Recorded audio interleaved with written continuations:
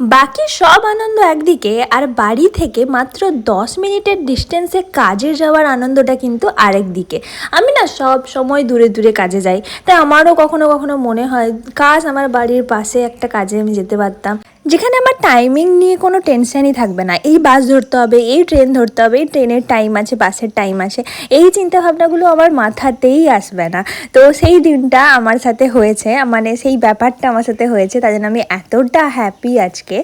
তো আমার বাড়ির একদম পাশেই আমার এই কাজটা ছিল, আর আমি ওখানে পৌঁছেছি লেট করেই গেছি বলতে মানে আমাকে যেই টাইমে বেরোতে হয় কাজে যাওয়ার জন্য, সেই কাজের তুলনায় মানে সেই টাইমিংয়ের তুলনায় একটু লেট বলতে পারো, লেট করে গেছি। বাট আজকে আমাকে ওয়েলকাম কিন্তু শুধু আমার মেকআপ আর্টিস্ট বা তাদের বাড়ির লোকজন করেনি, তাদের এই দেখো সাঙ্গ পাঙ্গোরা সবাই মিলে আমাকে ওয়েলকাম করেছে।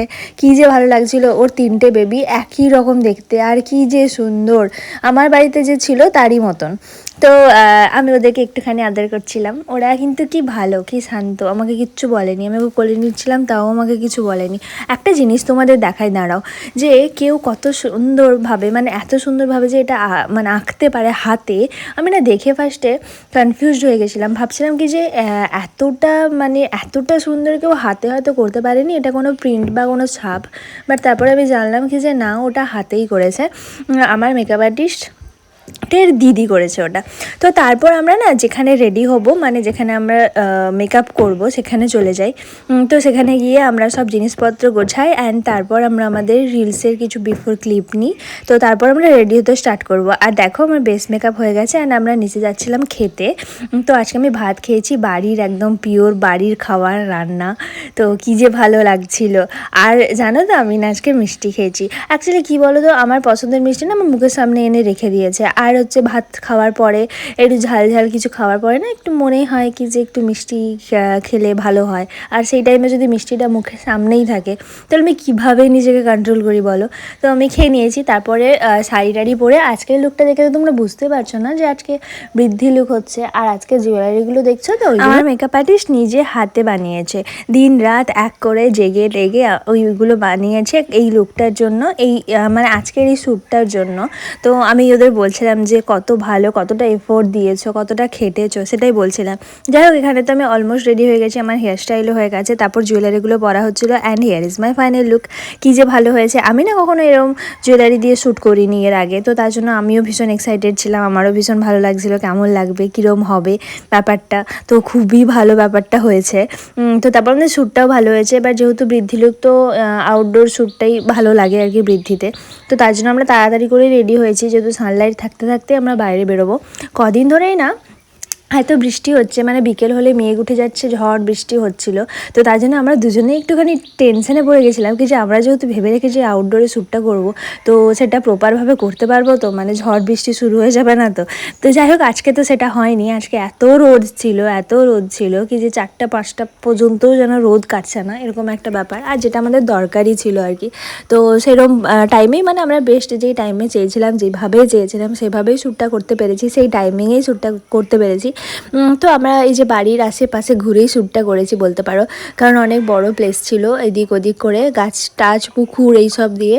আর সবাই বাড়ির সবাই থেকে শুরু করে পাশের মানে সবাই এসে শ্যুট দেখছিল আর কি, যে কি হচ্ছে না হচ্ছে। তো এই ব্যাপারই। আর তারপর আমরা না মানে কি বলো তো, যতই যাই হোক গরমটা তো জানো, যতই বিকেল হোক আর রাত হোক, গরমটা তো বুঝতে পেরেছো কীরকম পড়েছে। তাই এই যে বাইরে দাঁড়িয়ে শ্যুট করছি এতক্ষণ ধরে, এত গরম লাগছে, আমায় ঘেমে যাচ্ছি আমি। যাই হোক, তাও শ্যুটটা তো আমাদের কমপ্লিট করতে হবে, তাই মাঝে মাঝে একটুখানি রেস্ট নিচ্ছিলাম, রেস্ট বলতে একটুখানি হাওয়া খাচ্ছিলাম। এবার আবার কন্টিনিউ শ্যুট করছিলাম। আর এই যে পুকুরটা দেখছো না, এর মধ্যে এত মাছ, কী যে ভালো লাগছিলো আমার দেখতে, মানে সেই বড় বড় মাছগুলো পুরো ভেসে ভেসে আছে। তাই আমি ওগুলোই দেখছিলাম, আর তোমাদেরও দেখাচ্ছিলাম কি যে দেখো এত বড় বড় মাছ, তোমরা হয়তো দেখতে পাচ্ছ না, বাট সামনে থেকে আমি দেখতে পাচ্ছিলাম। তারপর একটুখানি হাওয়া খেয়ে আবার শ্যুট স্টার্ট করলাম। আমাদের লাস্ট যে এই ব্যাপারটা করার কথা ছিল এইটাই করছিলাম আর কি, যে জলের পা নাড়াচ্ছি, মানে বৃদ্ধি শ্যুটে যেগুলো হয় আর কি। তোমরা সবাই এতদিনে জেনে গেছো, এতদিনে জানো কি যে বৃদ্ধি শ্যুটে কী হয়, কীরকম টাইপের শ্যুট হয়, কী ক্লিপস থাকে, কী থাকে, তো সেই ব্যাপারগুলোই আর কি। আর এখানে যে নুপুরটা আমি পরেছি দেখছো না, ওটাও সোলার বানানো, ওরা বানিয়েছে। তো তার মধ্যে একটা যদিও খারাপ হয়ে গেছিলো জল লেগে।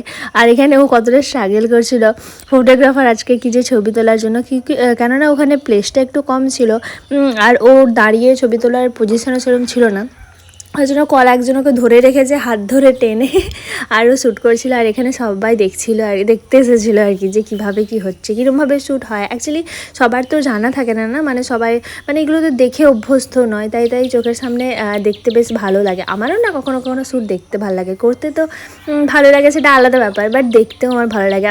আমার হয়তো শ্যুট হয়ে গেছে বা আমি কোথাও গেছি সেখানে শ্যুট হচ্ছে, আমার দেখতেও বেশ ভালো লাগে। তো যাই হোক, এখানে আমার লাস্ট এই ক্লিপগুলোই লাস্ট ছিল। একটা গাছের সাথে আমরা শ্যুট করছিলাম, তাল গাছ না নারকেল গাছ কিছু একটা গাছ। আর আমাদের সানলাইটটাও যেহেতু কমে কমে এসেছিলো, তার জন্য আর বেশি টাইম আমাদের হাতে ছিল না। আমরা প্যাক আপ করে নিয়েছি অ্যান্ড প্যাক আপ করে আমরা ঘরে গেছিলাম চেঞ্জ করে, তারপর বেরিয়েছি। তারপর একটা ভালো ব্যাপার হয়েছে আমাদের সাথে, দাঁড়াও তোমাদের বলছি। তারপর আমরা চেঞ্জ করে বেরিয়ে আবার হচ্ছে মানে যেখানে রেডি হয়েছিলাম সেখান থেকে আবার ব্যাক করে চলে এসেছি। আমি ওদেরকে বলছিলাম আমাদেরকে দেখে মনে হচ্ছে আমরা যেন ব্রাইড করে বেরিয়েছি, যে লাইট স্ট্যান্ড মেকআপের কিট এগুলো সব নিয়ে বেরিয়েছি। তারপর কি হয়েছে জানো তো, আমার মেকআপ আর্টিস্টের বেকারি শপ আছে আর কি, মানে ওদের ওখানে তৈরি হয় যে বিস্কিট, বেকারি বিস্কিট যেগুলো হয় এই সব। তো আমাকে নিয়ে এসেছে, দিয়ে আমাকে বলছে তোমার কী কী পছন্দ বলো। দিয়ে আমি তো কিছু পছন্দ করিনি, আমাকে যেগুলো দিয়েছে আমি সেটা নিয়ে এসেছি। আমাকে ওই বিস্কিটই দিয়েছিল। এটা হচ্ছে বলছিল দিদি যে ওটা বাড়িতেই তৈরি একদম। তো তারপর এগুলোকে নিয়ে আমি হ্যাপি হয়ে বাড়ি চলে